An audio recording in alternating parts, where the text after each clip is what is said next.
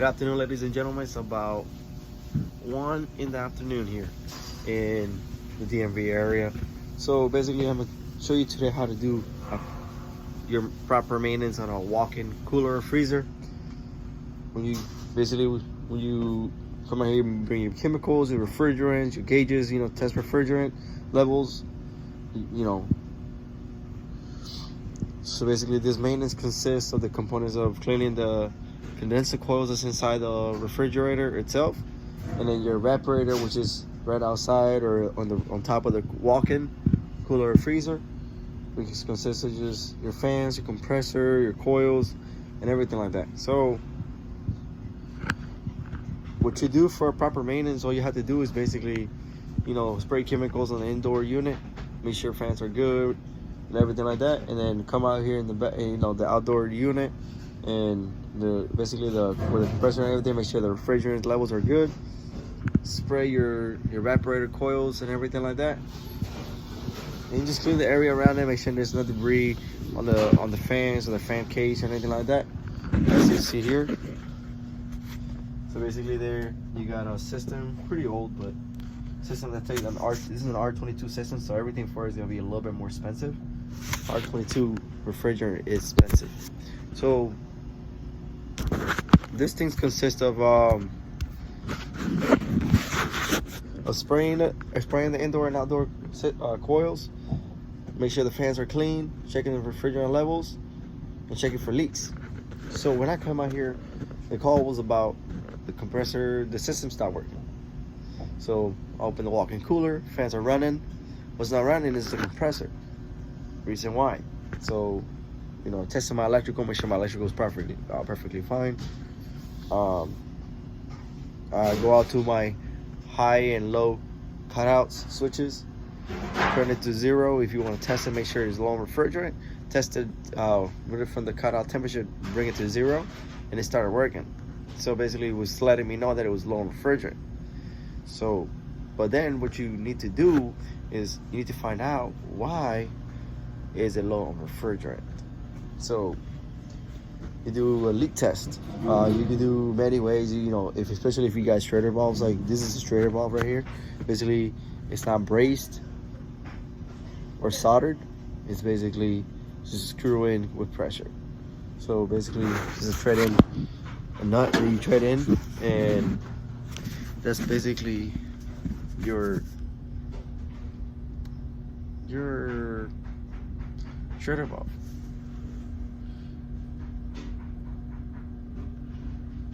Let me fix myself. That wasn't a straighter valve. Straighter valve is something else. It's kind of like what you put on a tire where you put air in. That's a straighter valve. But anyways, this is basically down here. I'm having a brain fart, so I forgot the name of it.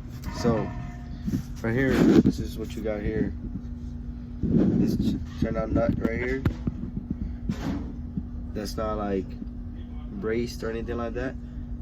That's where you can get a lot of leaks from. If you can see here, while the refrigerant dried out there, see they had a leak right there, like that too.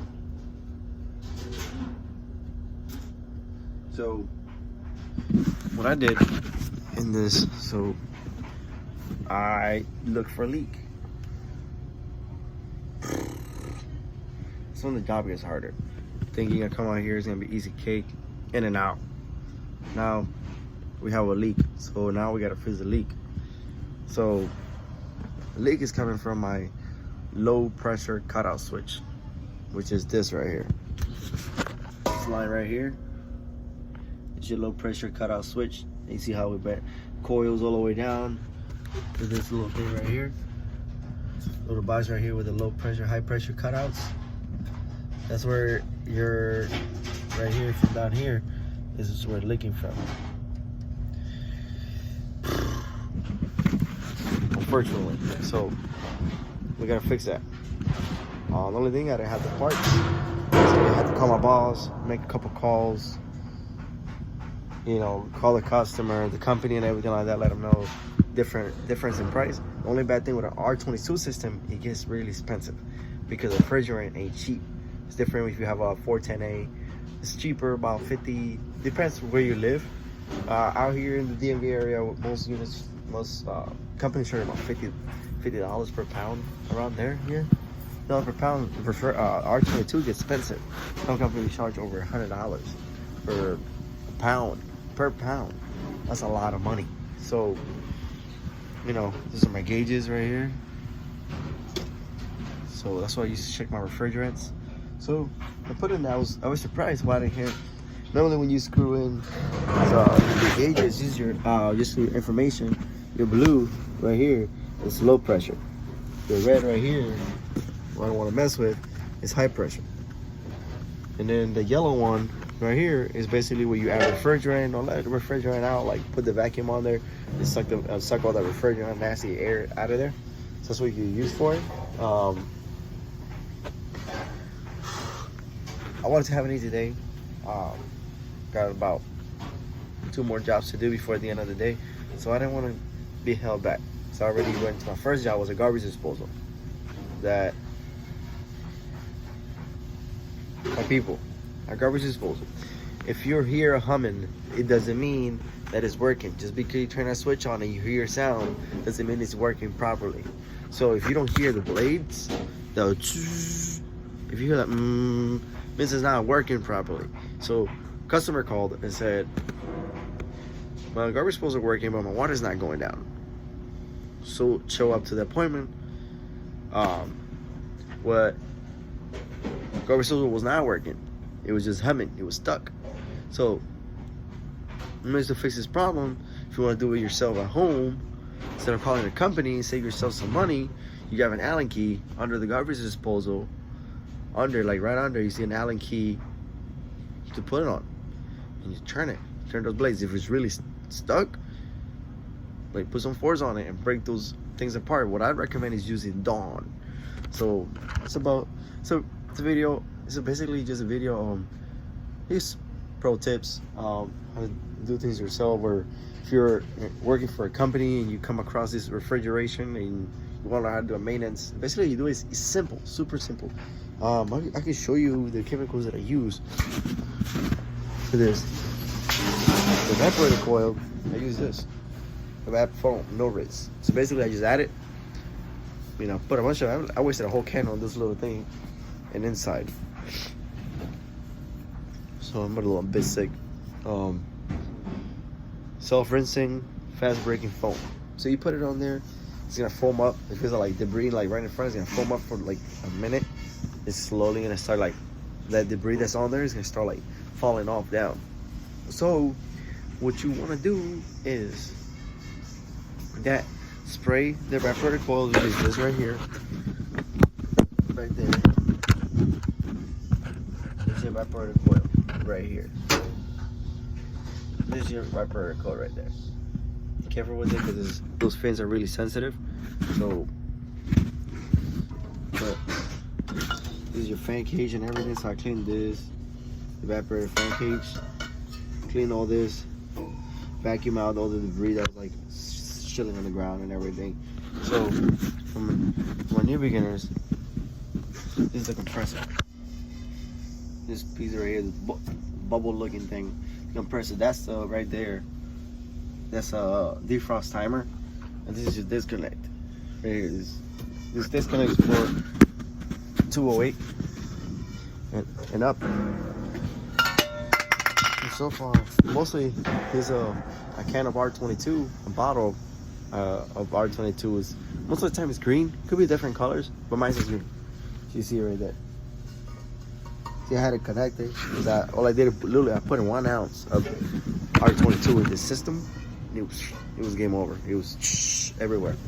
So basically, when you go inside the cooler, you can see your fans, and then right behind the fans is your coil. You look right behind it; it's right there. You can't miss it. It's big. Like if you miss it, like come on. But you spray it right there. Just turn the fan on. Make sure your power's off. That way, it's not sucking it in. Turn the power off or switch, whatever, you know, if you have the disconnect, or just turn the breaker off for those fans. Turn it off, spray it on there, and let it sit for about 10-15 minutes. Come back, whatever the residue is on the foul or something like that, just vacuum it up. After that, let it sit for a little longer, 10 minutes after you spray that. 10 more minutes after you suck it all out, about 25 minutes in total. Then you're good to turn the power back on. After, so basically that's just a little pro tips on how to do a little maintenance in the refrigeration walk-in coolers. Just simple, just super simple. It's not complicated. It's pricey when it's an R22 system. Some companies charge really to do maintenance. Like this one's really dirty. I'm talking about like that coil. Like what probably created a leak is overpressure, because literally the coils, like literally you could have just, it's like grabbing this sweater right here and putting it on the coils the whole time, basically preventing it from sucking air. Basically, your unit should be in an open area, especially with the area that this is in right there, like that. Like that's a no-go. Basically, you know, basically limits the air of flow in there. So what I'm gonna do before I leave, I'm gonna move those cups out and I'm gonna tell them like, don't put anything so close to that, because basically that corner right there, so it's all the dust. And that's the reason. It literally had a cap like this thick of dust in it, but like covered the whole coil back there. And that thing is probably like about a foot. It's not that big. About a foot, like foot by 18 inches. So it's not that big. So when you do these things, like recommend, like if you can give a recommendation to the customer, do it. And if they don't want to do it, it's their problem. But guess what? You're gonna be coming back. That's more money for your company, right? For yourself, you do side work and things like that.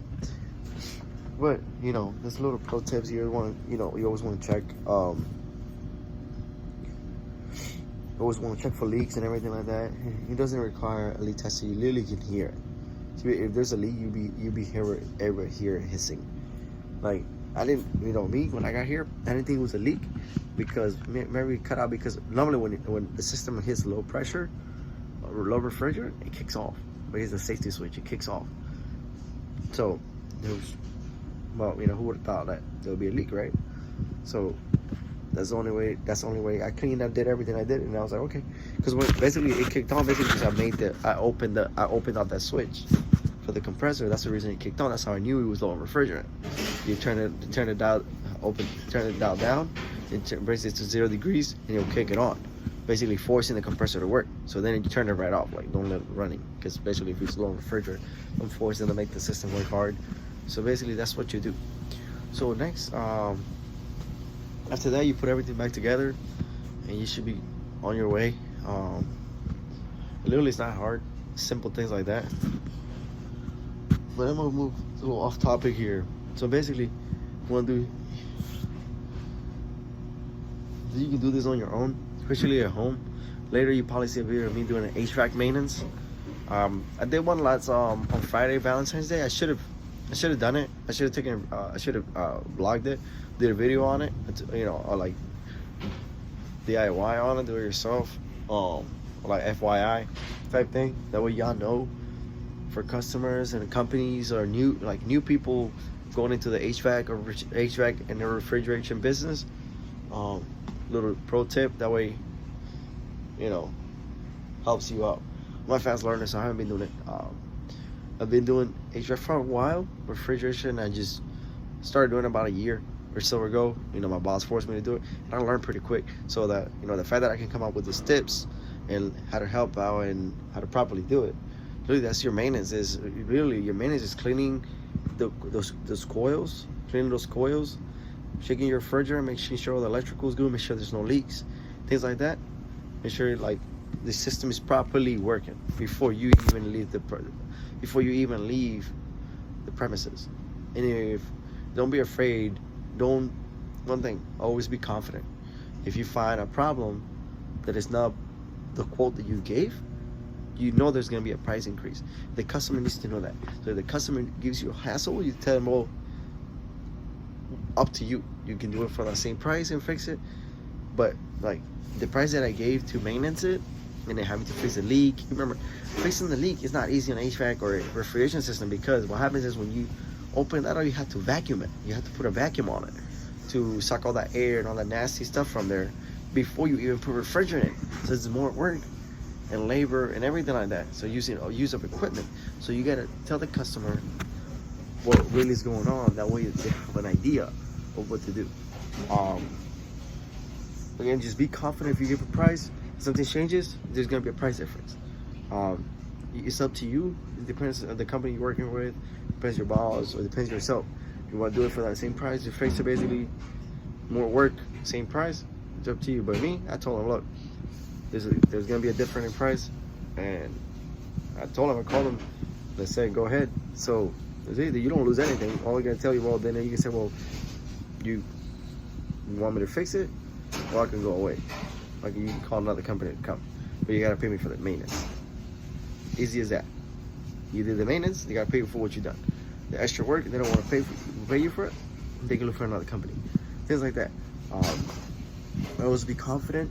Basically, confidence equals success. So if you're confident in what you're doing, you're gonna do it properly, right? People are gonna trust you, because when I go into a business, especially a business like this, you know that it's commercial, things like that. You always want to be confident, because basically if you show that you don't know what you're doing, they don't trust you. So that's when I start putting complaints to the company, things like that. So when you go out doing HVAC or refrigeration maintenances or fixes, always be confident with the prices.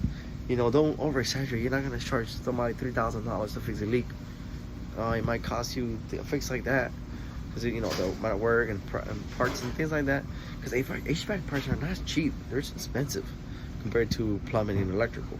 So a part like that is probably going to cost you a fix like that. It's probably going to cost you like $700 on a system like this, because of having to pull a vacuum, having to refill pressure, especially not mentioned is an R22 system. R22, and all my HVAC specialists or pros out there, and refrigeration pros, they know R22 systems are expensive, especially the refrigerant, and it's not easy to get. Not everybody gets approved to do it. So approval to get refrigerant, you just have different license and things like that. So they know it's expensive, and the customers gotta know that too. And if anything, they don't believe you, pull out the search it up online, or a brochure or something to let you know R22 is getting discontinued, so they're coming out with a new one. So this old R22 systems to work on them and get the refrigerant they need, it's expensive. But my people, that was a little blog or a little DIY FYI type thing of how to proper maintenance to refrigeration system. Y'all have a great day. If you like the video, hit the thumbs up or hit the subscribe button. Help your boy out. Y'all have a great day. Happy Wednesday. Have a great afternoon, my people.